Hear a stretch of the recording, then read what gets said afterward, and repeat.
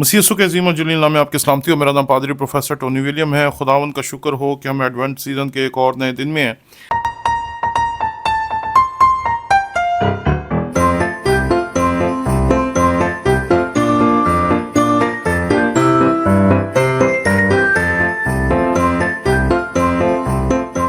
और इसमें उसने हमें मौका दिया कि हम सब मिलकर एक मरतबा फिर खुदावंद के कलाम में से मसीह खुदावंद की पैदाइश के दिन की तैयारी कर सकें। आए खुदावंद के कलाम में से देखते हैं मुकाशफा उसका 22वां बाब और उसकी 13वीं आयत। खुदावंद के कलाम में यहाँ लिखा है, मैं अल्फ़ा और ओमेगा, अव्वल व आखिर, इब्तदा व इंतहा हूँ। खुदावंद की बरकत उसके कलाम के पढ़े सुने और समझे जाने पर हो। एक सादा सा असूल है फ़लसफ़े का कि जो अज़ली है वही अबदी है। जब हम अल्फ़ा को देखते हैं, ये यूनानी हरूफ तहज्जी का पहला हर्फ है,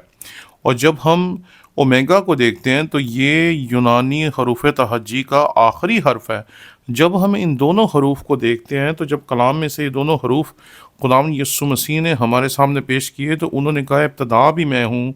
इंतहा भी मैं हूँ, अव्वल भी मैं हूँ, आखिर भी मैं हूँ, अल्फ़ा भी मैं हूँ और ओमेगा भी मैं हूँ। यानी कि मसीह खुदावंद ने वही फ़लसफ़े का असूल हमारे सामने पेश किया कि जो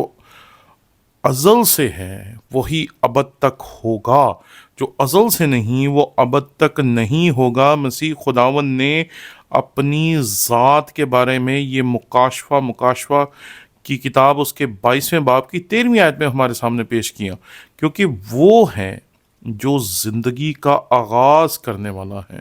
जब यूहन्ना की इंजील उसका पहला बाब उसकी पहली आयत पढ़ते हैं तो वहाँ लिखा है, इब्तदा में कलाम था, कलाम खुदा के साथ था और कलाम खुदा था। यानी कि अज़ल से जब चीज़ें अभी बनना शुरू भी नहीं हुई थीं, वो तब से खुदा के साथ था, वो तब से खुदा के साथ रफ़ाकत रखता था, वो तब से खुदावंद के साथ गहरी रफ़ाकत में था। और उस गहरी रफ़ाकत की वजह से हम उसे इस तौर पे देखते हैं कि इब्रानियों का मुसन्निफ उसके बारे में कहता है, वो उसके जलाल का परता और उसकी ज़ात का नक्श होकर सब चीज़ों को अपनी कुदरत के कलाम से संभालता है। वो सिस्टीनर है, यानी कि वो सिर्फ इंसान को पैदा करने वाला नहीं है, वो इंसान को ज़िंदगी बख्शने वाला नहीं है, वो इंसान की ज़िंदगी को इस दुनिया में संभालने वाला भी है। यानी कि उसने पैदा किया, वो संभालता है। और जब हम यूहन्ना की इंजील उसका 3रा बाब उसकी 16वीं आयत पढ़ते हैं तो वहाँ हमें पता चलता है कि खुदा ने उसे बख्श दिया ताकि वो हमारी खातिर जान दे, हमारे दुखों की खातिर सज़ा को बर्दाश्त करे, और जब वो मुर्दों में से ज़िंदा हो तो वो हमें भी इस काबिल बनाए कि हम उस पर ईमान लाने के वसीले से ना सिर्फ उसकी मौत में शामिल हों बल्कि हम उसकी ज़िंदगी में भी शामिल हो सकें। इसलिए हम कभी ईमान रखते हैं कि हम उसकी कुर्बानी के वसीले से जो उसने सलीब पे दी, और जब वो मुर्दों में से ज़िंदा हुआ तो वो जो ज़िंदगी को पैदा करने वाला था, वो जो ज़िंदगी को संभालने वाला था, अब वो हमें अबदी ज़िंदगी देने की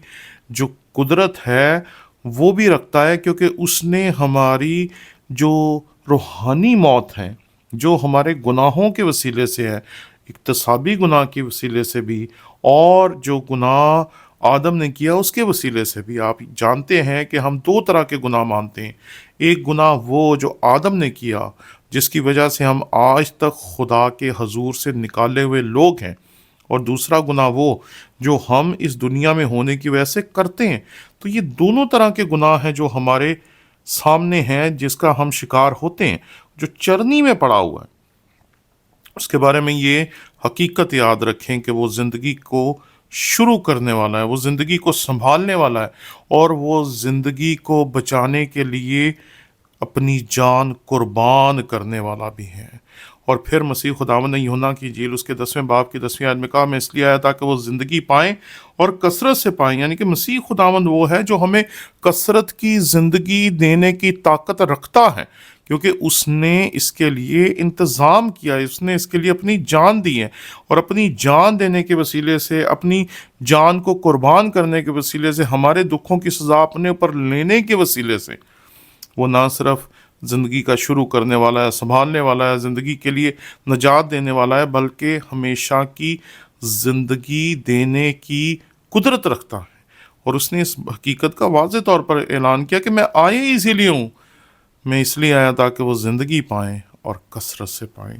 اس لیے اس حقیقت کو جاننا اور سمجھنا بہت ضروری ہے کہ جو چرنی میں پڑا ہے، گو کہ وہ ایک بچے کی مانند ہے، لیکن وہ بچہ ہے نہیں ہے، وہ ہمیں زندگی دینے والا ہے، وہ ہمیں نجات دینے والا ہے، وہ ہمیں ابدی زندگی دینے کی قدرت رکھنے والا ہے، اور اس کی ابدی زندگی کی جو قدرت ہے وہ جب ہم میں کام کرتی ہے تو پھر ہم اس قابل ہو جاتے ہیں کہ ہم جان سکیں کہ وہ ہے کون۔ جب ہم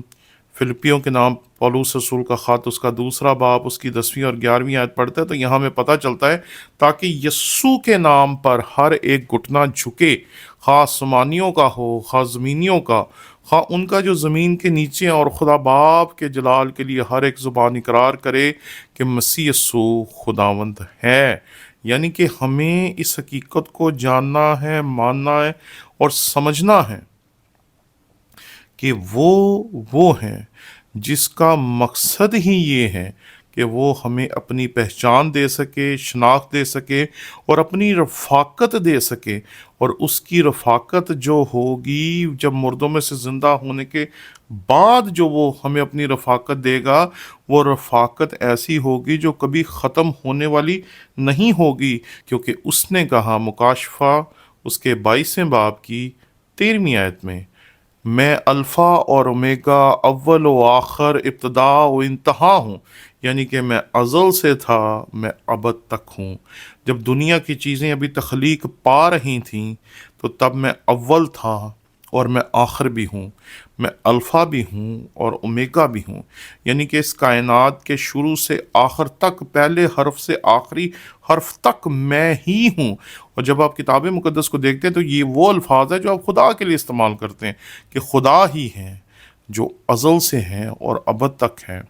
اور وہی الفاظ جب ہم مسیح خداوند کے لیے استعمال ہوتے ہوئے دیکھتے ہیں تو یہ اس بات کی واضح شہادت ہے کہ جو چرنی میں ہے وہ دراصل ازلی بھی ہیں، ابدی بھی ہیں، اول بھی ہیں، آخر بھی ہے، ابتدا بھی ہے اور انتہا بھی ہیں۔ وہ ابد تک ہمیں اپنی رفاقت میں رکھنے کی قدرت رکھتا ہے، اور وہ اسی لیے آیا تاکہ ہم زندگی پائیں اور کثرت سے پائیں۔ اس لیے اس کرسمس پہ ہمیں نہ صرف اپنے گھروں کو سجانا چاہیے، اپنے بازاروں کو سجانا چاہیے، اپنی چھتوں کو سجانا چاہیے، بلکہ ہمیں اپنے دلوں کو بھی سجانا چاہیے اس کی آمد کے وسیلے سے، کیونکہ جب وہ آپ کی زندگی میں آ جائے گا تو آپ کو پتہ چل جائے گا کہ جو ہماری زندگی میں ہے وہ خالق بھی ہے، سنبھالنے والا بھی ہے، وہ آپ کا نجات دہندہ بھی ہے، وہ آپ کو کامل زندگی دینے والا بھی ہے، اور اس کا حقیقی مقصد یہ ہے کہ آپ اس کے سامنے جھک جائیں، آپ اس سے لپٹ جائیں اور اس کی ابدی زندگی کو حاصل کریں۔ آمین۔